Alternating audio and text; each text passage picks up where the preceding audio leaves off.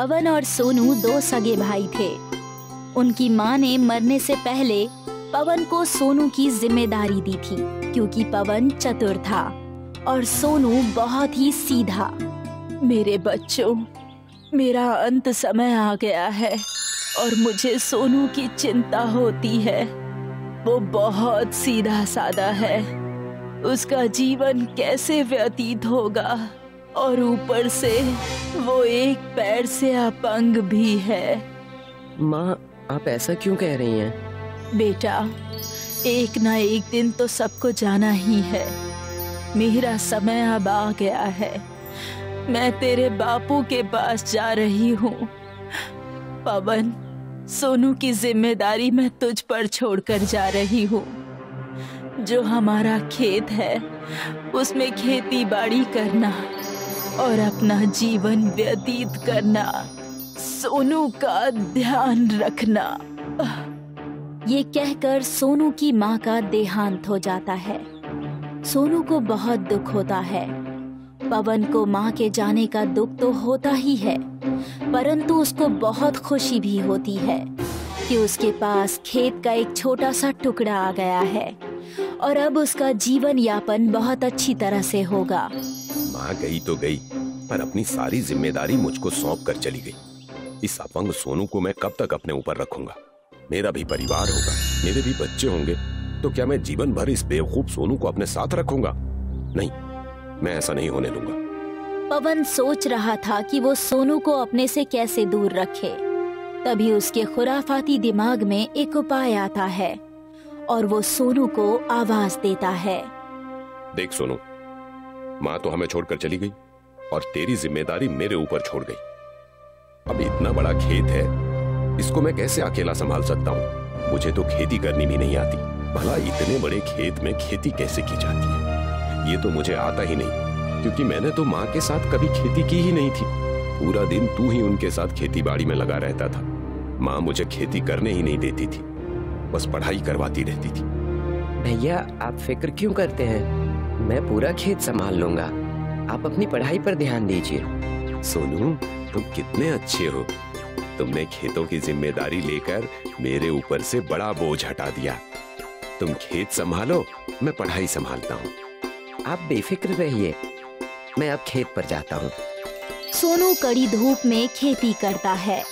वो खेत में चने की दाल और गेहूं उगाता है, जो कि बहुत ही अच्छी फसल के रूप में उभर कर आते हैं। उन्हें देखकर सोनू बहुत खुश हो रहा था, क्योंकि उसकी मेहनत रंग लाई थी। वो भागा भागा पवन के पास जाता है।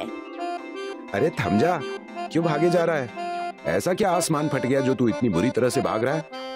वैसे तो चला भी नहीं जाता, अब देखो हवा से बातें करता हुआ भाग रहा है। भैया, बात ही कुछ ऐसी है। देखो, मेरी मेहनत रंग लाई। गेहूं की बनियां कितनी अच्छी हुई हैं। हवा में ऐसी लहरा रही हैं जैसे सोना। चने की दाल और गेहूं बहुत ही अच्छे हुए हैं इस बार। अच्छा, सच में?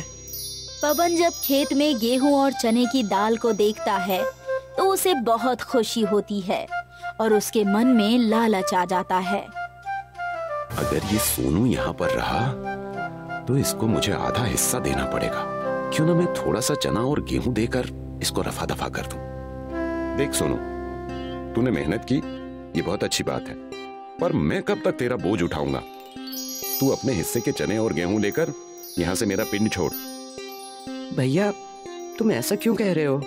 माँ ने मुझे और तुम्हें साथ रहने के लिए कहा था। माँ अब इस दुनिया में नहीं है, इसलिए अब तू भी मेरी जिंदगी से रफा दफा हो जा। पवन सोनू को धक्के मारकर भगा देता है। सोनू परेशान होकर एक नदी के किनारे बैठा होता है। तभी उसका दोस्त अनिल वहां आ जाता है और उससे उसकी उदासी का कारण पूछता है।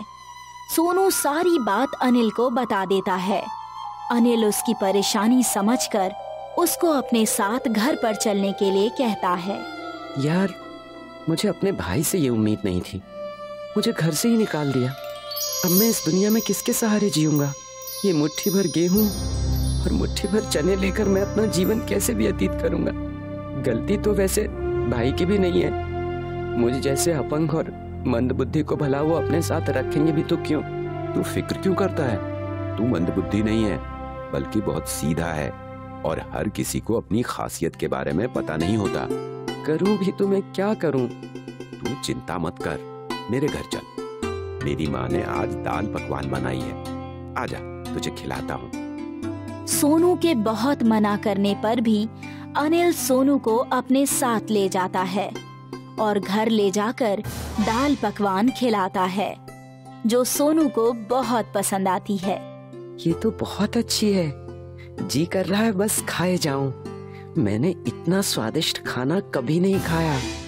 मेरे दिमाग में एक उपाय है, क्यों ना तू इन दाल और गेहूं का उपयोग दाल पकवान बनाने के काम में ले। मतलब मैं ऐसा कर सकता हूँ? मेरे पास तो कोई जगह भी नहीं है। तू इसकी चिंता मत कर, उसका जुगाड़ मैं करा दूंगा। अनिल सोनू की मदद करता है और उसकी मदद से सोनू दाल पकवान बनाता है, पर वहाँ पर कोई भी ग्राहक दाल पकवान खाने नहीं आता। तभी एक बुढ़िया वहाँ पर आती है और उससे खाना मांगती है। माई, आज ही दुकान शुरू करी है, कोई भी ग्राहक नहीं आया। आप आई हो मेरी पहली ग्राहक, आपको मैं दाल पकवान जरूर खिलाऊंगा। पर बेटा, आज तुम्हारी पहली रसोई है और मेरे पास तुम्हें देने के लिए कुछ भी नहीं है। आपके पास तो बहुत कीमती चीज है और वो है आपका आशीर्वाद। आप बस अपना आशीर्वाद दीजिए और ये दाल पकवान खाइए। बुढ़िया दाल पकवान खाकर बहुत खुश होती है और वो अपनी पोटली में से थोड़ी सी चने की दाल निकालकर, मेरे पास तुम्हें देने के लिए कुछ भी नहीं है, पर हाँ, ये चने की दाल है, इसे मेरा आशीर्वाद समझकर अपने पास रख लो और इसे अपनी दाल में मिला लेना। ये कहकर वो चली जाती है। अगले दिन सोनू फिर से दाल पकवान बनाता है और बुढ़िया के दिए हुए दाल के दाने उस दाल में डाल देता है। जैसे ही दाल बनती है तो ग्राहकों की लाइन लग जाती है और शाम तक उसकी बहुत आमदनी होती है। उसको अपनी आंखों पर विश्वास नहीं होता। मुझे तो विश्वास नहीं होता, एक ही दिन में मुझे कितनी आमदनी हो गई। कल रात तक तो एक भी ग्राहक नहीं आया था। ये सब तुम्हारी नेकी का बदला है। तुमने उस बुढ़िया को जो खाना खिलाया था, उसके बदले में जो दाल उसने दी थी, ये उसी दाल का प्रभाव है। वो दाल के रूप में तुम्हें आशीर्वाद दे के गई है, जिससे तुम्हारी दिन दूनी रात चौगुनी कमाई होगी। अब ये दाल पकवान जादुई बन चुका है। सोनू ये जानकर बहुत खुश होता है और वो अपना परोपकार जारी रखता है। दाल पकवान सबको पेट भर के खिलाकर जब शाम को दाल पकवान बच जाता है तो वो उसे उन लोगों में बांटता है जिनके घर में उस दिन चूल्हा नहीं जला होता। वो गरीब लोगों में ये सारा दाल पकवान बांट देता है। अब वो दिन दुनी रात चौगुनी तरक्की करता है और अमीर बन जाता है।